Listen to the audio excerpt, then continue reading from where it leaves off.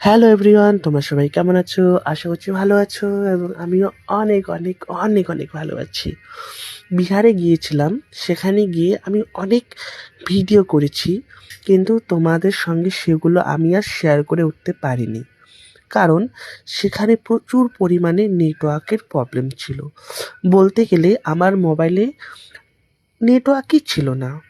ভিডিওগুলো যা আমি আপলোড করেছি বা ছবি পোস্ট করেছিলাম সেগুলো আমার দিদির বাড়ির থেকেও বেশ কিছুটা দূরে গিয়ে, ম্যাক্সিমাম 500-1 কিলোমিটার দূরে গিয়ে। দেখতেই পারছো বিহারের যে ট্রেনগুলো হয় সেগুলো কতটা পরিমাণে ভিড় হয়, প্রচুর পরিমাণে ভিড়। ট্রেনগুলো তো কথা বাদই দাও, তাছাড়া যে রাস্তাঘাটগুলো দেখেছো সেগুলো প্রচুর পরিমাণে ভিড় হয়। এরপরে দিদির বাড়ি যাওয়ার জন্য আমরা বেরিয়ে পড়েছিলাম বালবার উদ্দেশ্যে।